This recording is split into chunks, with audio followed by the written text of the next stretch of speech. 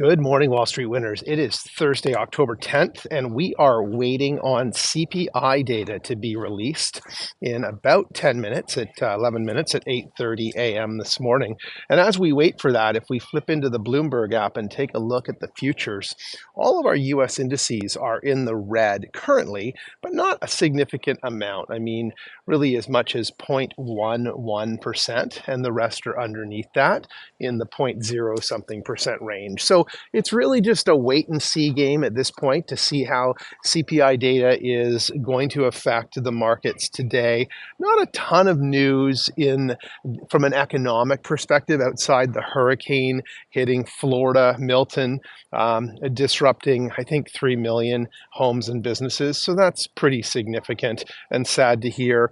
There was an announcement that TD is going to face potentially $3 billion penalties for their money laundering failures, primarily in the Northeast United States, but also stretching down into Florida with TD Bank North. So they've set aside enough money, I think, for that. They set aside $2.6 billion this last quarter, and I think they put around $700 million towards that in a previous quarter. So they should be covered at this point, and I don't think there'll be any more negative impact. We might see something in terms of a bit of a hit today, but I think that'll rebound quickly because I think for the most part, the money required to satisfy the government requirements and deal with that has been set aside in previous quarters. So looks like we could be at the turning point for TD and see some positive growth there going forward in terms of profitability and earnings per share. If we take a look over at the Yahoo Finance app, what we'll notice at the top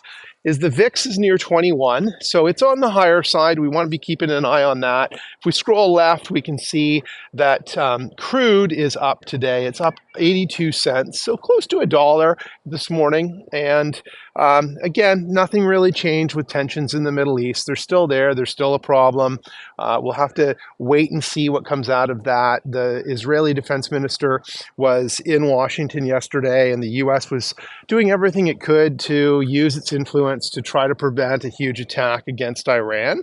But we'll see where that ends up because there is certainly a lot of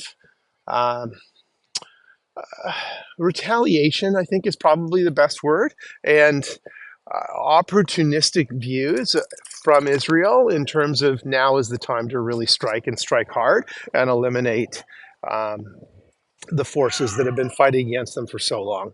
If we scroll down into health and retail, Costco yesterday had an incredible day, a second incredible day. It was up $16, $17 the day before. Yesterday it was up almost $19.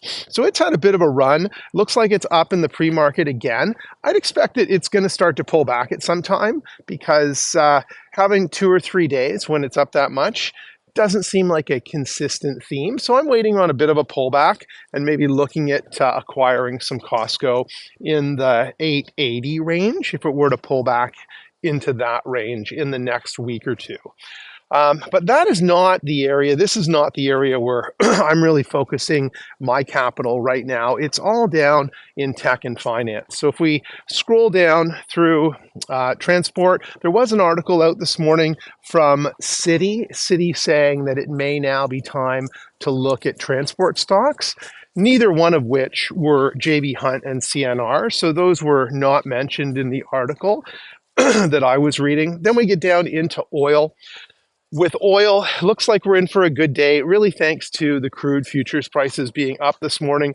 We had a good day yesterday off of a bad day the day before. I don't think we've recovered fully in most cases from the previous day. I know in the case of, say, Valero was down significantly 2 days ago, made about half or a little more than half of that loss back yesterday.